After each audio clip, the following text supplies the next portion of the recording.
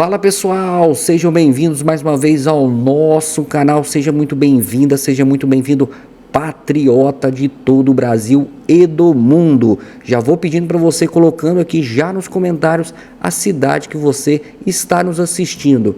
Pessoal, vídeo aí recheado de informações, muitos esclarecimentos aí, Deltan Dallagnol mostrando e revelando a verdade para todos vocês. Pessoal, muita informação, um vídeo muito elaborado para vocês, feito com muito carinho, com muito amor. Espero que vocês gostem. Já vou pedindo para você também, deixando o seu like no vídeo, já vai deixando o like e se inscrevendo gratuitamente no canal se você não é inscrito. E compartilhe o vídeo ao máximo de pessoas. Pessoal, sem mais enrolações, bora pro vídeo. A Polícia Federal indiciou Bolsonaro e a questão que eu vou responder agora é: Bolsonaro vai ser preso? No comentário anterior eu analisei questões formais desse caso e agora a gente vai ver o seguinte: quais são os fatos desse caso? São crimes? Bolsonaro vai ser condenado e vai ser preso? Nós precisamos lembrar que ainda não tivemos acesso a esse relatório da Polícia Federal. Resumindo, o que a gente tem até aqui é que durante a presidência, Bolsonaro ganhou alguns presentes, como um relógio da marca Rolex, de ouro branco, um anel, abotoaduras, um rosário islâmico e também joias especificamente da marca Chopard. Essas joias da Chopard especificamente foram apreendidas pela Receita Federal com uma comitiva do governo brasileiro que retornava de uma viagem à Arábia Saudita. A Polícia Federal diz que Bolsonaro e seus aliados tentaram vender algumas dessas joias nos Estados Unidos e quando o caso foi revelado pela imprensa, aliados de Bolsonaro, como o advogado Frederic Vassef, teriam dado início e executado uma operação de recompra dessas joias para devolução ao governo brasileiro. São esses os fatos de uma maneira muito resumida. Com base nesses fatos, duas questões são essenciais para o desíndie desse caso. A primeira questão é estritamente legal e jurídica, que é: a quem que pertence as joias dadas ao ex-presidente Bolsonaro pelo regime da Arábia Saudita? Se pertence à pessoa física do presidente, se são do seu acervo pessoal, como se diz, aí não houve nenhuma apropriação, porque era dele, questão encerrada. Agora, se pertencem à União, se pertence ao governo, ao povo, à sociedade brasileira, houve aí, em tese, um crime de apropriação. E, numa terceira hipótese, se existe uma dubiedade legal sobre se é da União ou se é do presidente, como parece ser o caso, e aí, faz o quê? Aí a justiça vai poder definir se é da União ou se é do presidente. Mas abre-se aí um amplo espaço para definir se os investigados tiveram ou não intenção criminosa, o que pode isentar as pessoas de responsabilidade. Por quê? Para que um crime existir, não basta que exista o fato criminoso, tem que existir uma espécie de intenção criminosa. Em direito a gente chama de dolo, que é a consciência e vontade dirigida a uma finalidade criminosa. Tem ainda uma segunda questão importante. Mesmo no caso dos itens serem do patrimônio público, de existir a apropriação, abre-se então a segunda questão, que é também uma discussão aí sobre os fatos, e em seguida uma discussão jurídica nessa segunda questão, que envolve os dois, fatos e direito, e que é muito relevante. O que o setor de arquivo da presidência, que era responsável por catalogar os bens, disse ao presidente e aos envolvidos sobre essas joias? Porque existe lá, sim, um setor de arquivo que cuida de analisar os presentes e dizer o que é o da União, isto é, o que é do acervo público, e por outro lado, dizer o que é um item pessoal do presidente, ou seja, o que é do acervo pessoal, o que é item privado dele, o que pertence a ele. A legislação não é 100% clara, e se o setor de arquivo disse ao presidente, ainda que equivocadamente, que as joias eram itens pessoais e em seguida ele agiu de acordo com isso, ele vendeu, a conduta dele evidentemente não é punível, porque incide aí o que a gente chama em direito de erro de proibição, que é a crença da pessoa amparada por fatos e por razões, no sentido de que ele estava fazendo o que era certo, o que era lícito. Nesse caso, a conduta a gente diz que ela não é culpável, ou seja, em bom português, ela não é criminosa. Então, separadas as duas questões que estão em jogo, uma puramente jurídica e uma factual e jurídica, bora examinar a primeira questão. A quem que pertencem esses presentes recebidos? O precedente que lança luz sobre esse caso é o da apreensão de presentes de estados estrangeiros em posse do ex-presidente Lula, que teve o seu acervo auditado junto com o acervo da ex-presidente Dilma.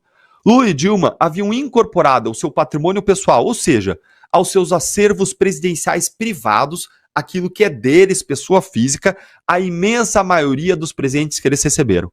uma auditoria técnica do Tribunal de Contas da União demonstrou que ambos incorporaram ao acervo público, que não é o privado, que é o da União, incorporaram ao acervo público apenas 2% dos presentes recebidos, menos de 15 itens. Lula recebeu 568 e incorporou ao patrimônio da União apenas 9. Dilma recebeu 144 e incorporou somente 6. O tratamento dado aos presentes era caótico, uma verdadeira bagunça. A análise técnica do Tribunal de Contas apontou o seguinte, eu separei aqui para ler para vocês, apontou que não há sequer garantia de que todos os presentes recebidos de estados estrangeiros foram adequadamente registrados. E disse ainda que existe alto risco de extravio de bens. As oportunidades para os desvios de presentes foram enormes nas gestões do PT, segundo o TCU. Vou seguir aqui no relatório. Disse o seguinte, foi verificado que, primeiro, houve cerimônia de trocas de presentes, houve casos de cerimônias de trocas de presentes, porém não houve a incorporação dos presentes ao acervo público. Houve um segundo tipo de situação que o TCU encontrou com Lula e Dilma. Não houve cerimônia, mas houve a incorporação de presente. E um terceiro tipo de situação. Não houve menção de cerimônia nem de incorporação de presente, porém há declarações do Ministério de Relações Exteriores e registros fotográficos do departamento responsável de que houve sim troca de presentes. Ou seja, era uma bagunça com muito espaço para desvio no governo Lula e no governo Dilma. O trabalho técnico que foi feito comprovou ainda que pelo menos 6 presentes dados a Dilma não foram restituídos, enquanto 74 dados a Lula desapareceram, incluindo obras de arte, resultando num prejuízo estimado em mais de R$200 mil. Gente, é isso mesmo. 74 presentes de alto valor dados a Lula simplesmente sumiram e ninguém sabe o que aconteceu com eles. Lula chegou a levar para um cofre dele, no Banco do Brasil, uma série de presentes, alguns deles itens de luxo, que foram depois apreendidos pela Operação Lava Jato. A própria presidência pediu para a Justiça a incorporação de 21 desses presentes ao patrimônio da União. Na época, a Justiça afirmou o seguinte, vou ler aqui para vocês, a Justiça afirmou: tratam-se especialmente de bens recebidos em cerimônias oficiais de trocas de presentes com chefes de estados ou governos estrangeiros. Notícias reportam ainda que existiam, por exemplo, esculturas, uma de Juan Miró, uma coroa, moedas antigas, uma adaga e espadas.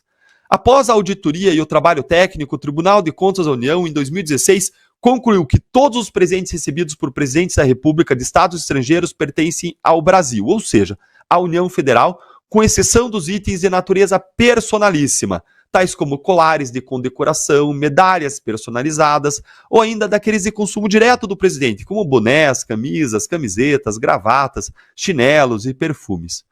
Existem 2 motivos para considerar esses presentes como patrimônio público. O primeiro motivo é, o presidente ele só os recebeu em razão do cargo, por ele exercer transitoriamente a função representativa do Estado brasileiro. Em segundo lugar, os presentes dados aos líderes estrangeiros, nas cerimônias de trocas de presentes, são adquiridos com verbas públicas. Por isso, faz sentido que os presentes recebidos do outro lado também sejam incorporados ao patrimônio brasileiro, ou seja, gasta dinheiro público para dar. Então, o que entra tem que ser do Estado brasileiro. Então, Deltan, por que o Lula e a Dilma não foram condenados? Porque essa análise que eu apresentei é uma análise do TCU, é uma análise técnica que, a meu ver, é acertada, mas não é unânime. Essa análise do TCU veio depois do caso Lula, em cima de regras que são ambíguas, que dão margem para interpretação. E aí você não consegue comprovar uma intenção criminosa e, por isso, Lula e Dilma não foram condenados nesse caso. Vejam o que disse hoje o ex-juiz federal Sérgio Moro, que analisou o caso das joias do Lula e agora falou sobre o caso Bolsonaro hoje mesmo. Separei aqui o comentário dele. Ele disse, abre aspas, Lula não foi indiciado por peculato por se apropriar de presentes que recebeu na presidência. Mesmo durante a Lava Jato, tudo foi tratado como uma infração administrativa dada a ambiguidade da lei. Os crimes foram outros. Há uma notável diferença de tratamento dado pelo Supremo e pelo Judiciário, entre situações que são iguais, similares. Respondendo então à questão que eu levantei para vocês. Tudo leva a crer que os presentes pertencem de fato ao patrimônio da União. Contudo, isso é uma questão de interpretação. Existe uma ambiguidade nas regras, o que abre margem para uma discussão sobre a existência ou não de intenção criminosa na prática dos crimes e, em geral, esse tipo de situação impede a responsabilização criminal. E aqui entra a segunda questão ainda que eu trouxe para vocês. Lembrem que mesmo que se concluísse que os itens são públicos, isso por si só não é suficiente, porque tem uma segunda questão em jogo. Existe uma necessidade de comprovação da intenção criminosa, tendo em especial conta as regras que são ambíguas. Vejam que, em pelo menos um dos casos das joias, o do kit de joias da marca Chopard, a gente sabe que o ministro Bento Gonçalves, ele fez o procedimento corretinho indicado pelo TCU. Ele informou o Departamento da Presidência da República responsável pelos acervos presidenciais.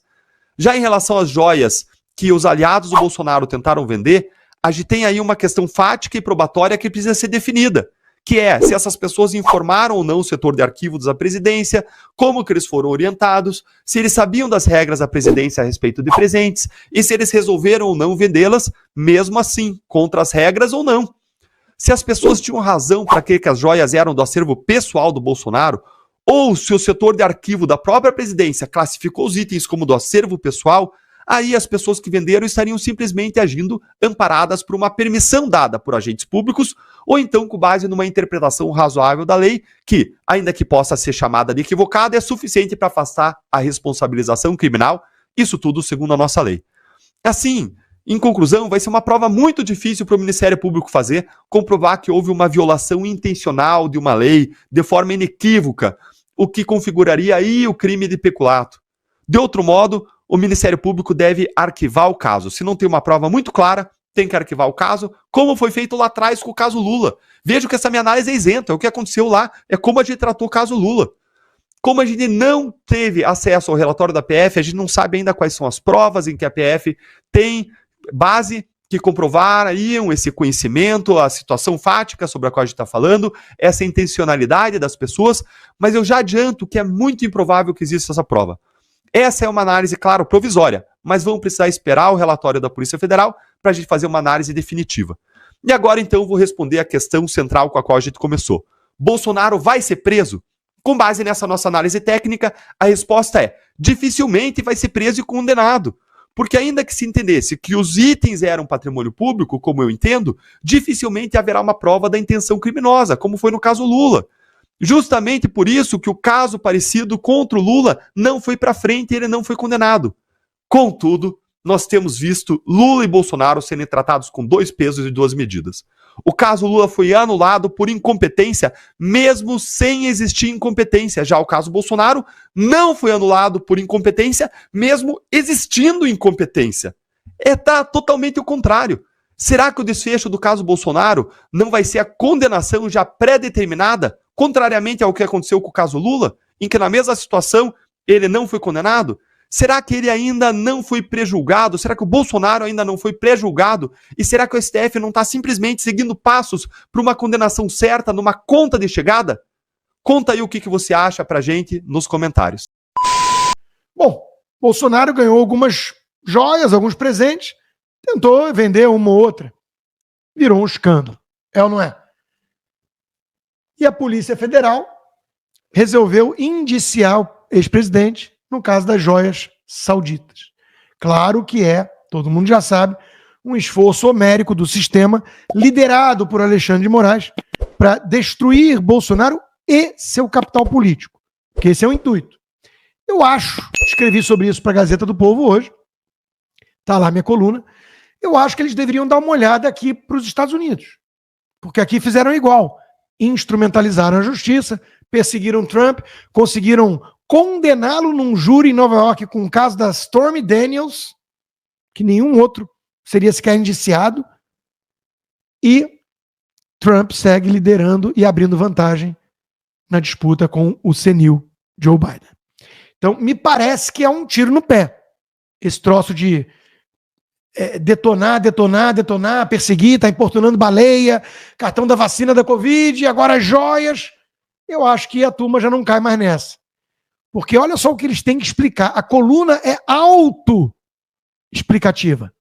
Joias de Bolsonaro versus relógio de Lula.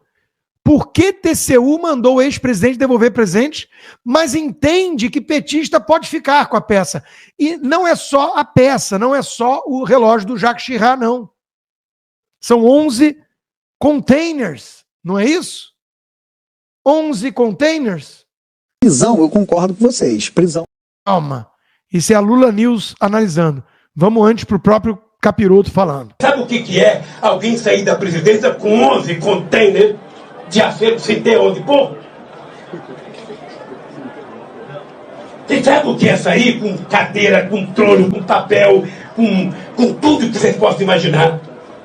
Porque se somar todos os presidentes da história desse país, desde Floriano Peixoto, eu fui o que mais ganhei presente. Porque viajei mais, porque trabalhei mais, porque viajei o mundo, até trono da África. O que eu faço com isso?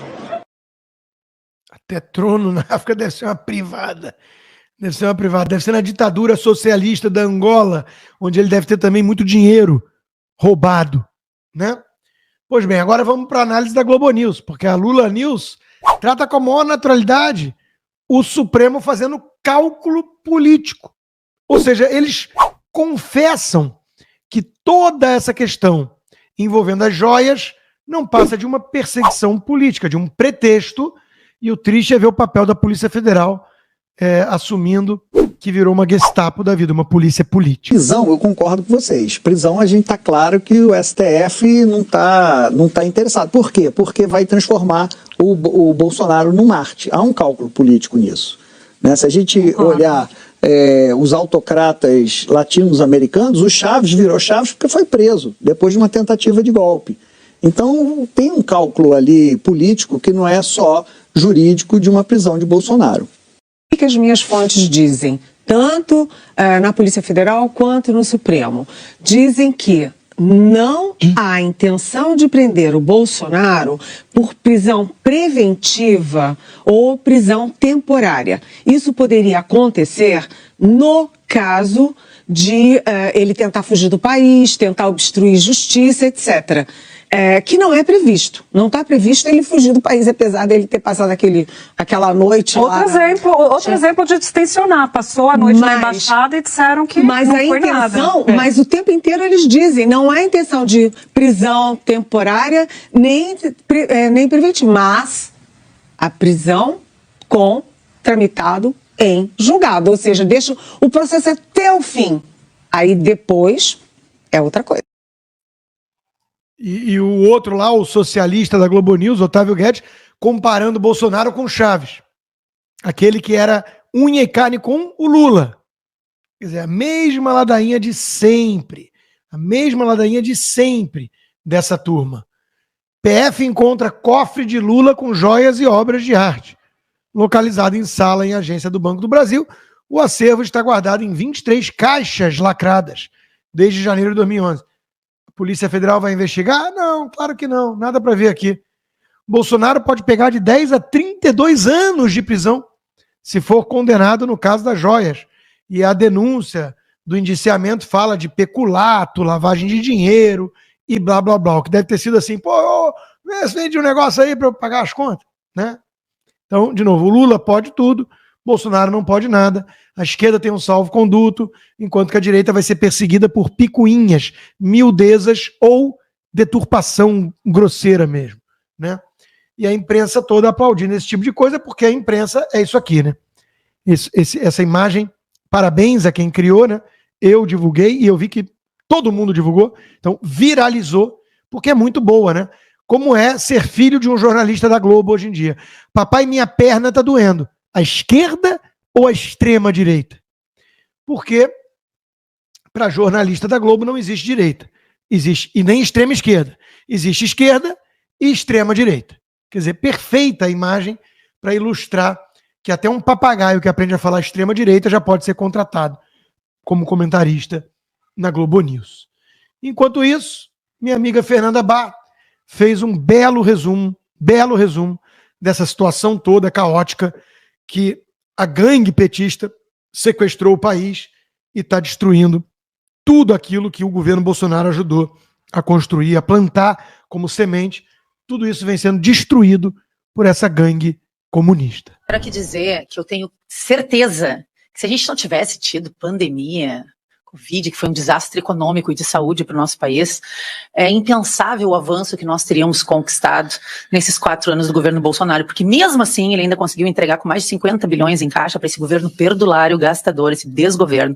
É importante que a gente diga que em menos de 1 ano de governo Lula, e é por isso que eles odeiam tanto o Bolsonaro, as máscaras estão caindo e as pessoas, aos milhões arrependidas de terem feito o tal do L. 180 bilhões de déficit, 1 bilhão só em viagens para 26 países, 1.300 pessoas inúteis levadas só no COP28 passear em Dubai, enquanto a Amazônia queima mais do que nunca e os Yanomamis morrem feito moscas, mas ninguém mais fala sobre isso na grande imprensa.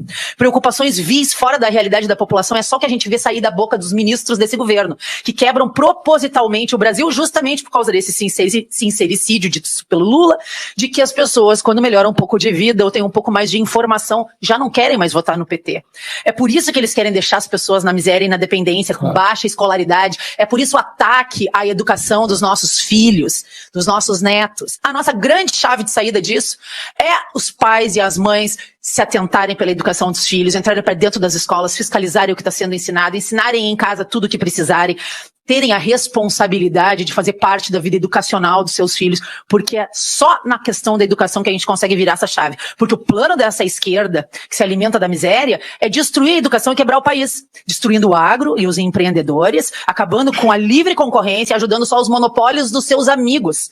40 bilhões, Júlio, para os países da América Latina vão voltar a fluir, sangrando das veias desse país, enquanto não veio R$1 de ajuda financeira até agora para os municípios devastados pela enchente no Rio Grande do Sul. Ele tirou milhões de pessoas do Bolsa Família porque eles querem refazer o cadastro e saber quem está ali. Na verdade, eles vão fazer chantagem política com as pessoas que já estão na miséria. Enfim, esse governo é uma desgraça do início ao fim e nós temos a obrigação de desmascarar isso. Muito bem dito, minha amiga Fernanda Bart. É exatamente essa a situação. Enquanto isso, pelo menos, não é uma boa notícia. Lula está chateado com o afastamento, com a distância que o governador Tarcísio está mantendo dele. Lula cobra Tarcísio por não aceitar seus convites. Tomara que siga não aceitando. Tarcísio está em análise. É um bom governador, é um bom gestor, não é alguém que entenda a importância da guerra cultural, não é um conservador, é um tecnocrata meio positivista, mas tudo bem. Uma ótima alternativa a esses petistas, inclusive muitos tucanos também, de M, né? Mas, de vez em quando, ele vai lá e acena pro capeta. Então, a gente está de olho e, se o Lula está reclamando que ele está longe, isso é boa notícia. Bom, meus amigos, e as notícias não param agora, trazendo informações aí do Valdemar, pessoal. Valdemar, que é presidente do partido do PL, ele aí trazendo informação, elogiando o Bolsonaro e expressando o desejo de ver Eduardo no Senado. Vamos ver esta matéria, pessoal. A conferência conservadora da CEPAC Brasil, que aconteceu neste domingo, foi palco de grandes declarações do presidente do Partido Liberal, o Valdemar da Costa Neto. Em um discurso marcante, Valdemar ressaltou a influência decisiva do ex-presidente Jair Bolsonaro no desenvolvimento e na consolidação do partido como a principal força de direita no país. Segundo Valdemar, o Bolsonaro hoje decide a vida do PL. Nós chegamos onde chegamos por causa do Bolsonaro, demonstrando aí a centralidade do ex-presidente na estratégia e nas decisões partidárias.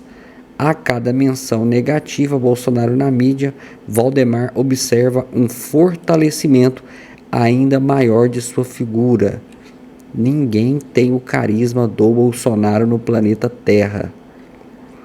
Em um cenário político frequentemente turbulento, Jair Bolsonaro emerge como um personagem que não apenas moldou os contornos do Partido Liberal, mas também redefiniu o jogo político brasileiro. Sua capacidade de manter uma base de apoio fervorosa, apesar das críticas frequentes, é frequentemente destacada por lideranças como Valdemar.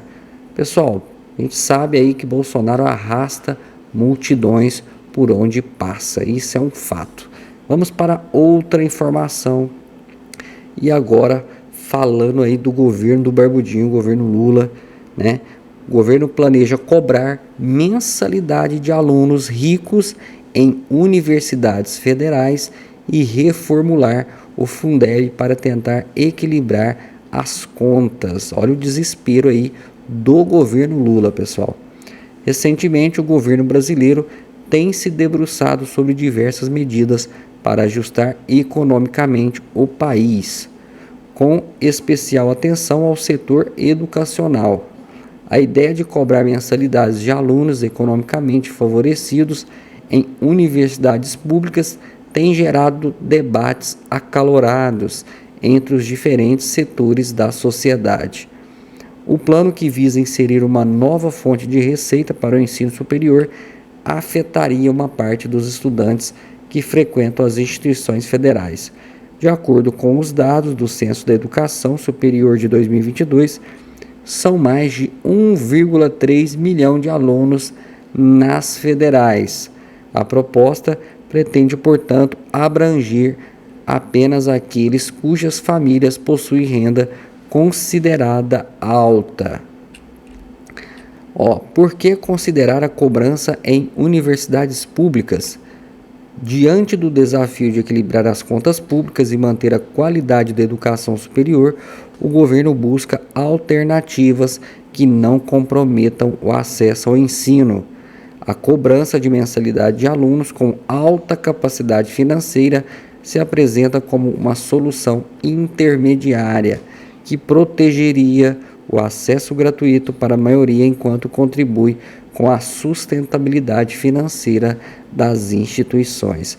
Mais um aí desespero do governo Lula, tentando de todas as formas arrecadar dinheiro, né, pessoal? E aí, como se não bastasse, como ele é o pai dos pobres, aí agora ele já está focando na classe média alta para tentar aí arrecadar dinheiro desta parcela da sociedade. Vamos para outra informação e agora falando, pessoal, do Datena. O Datena aí, né? PSDB faz pressão para Datena iniciar pré-campanha.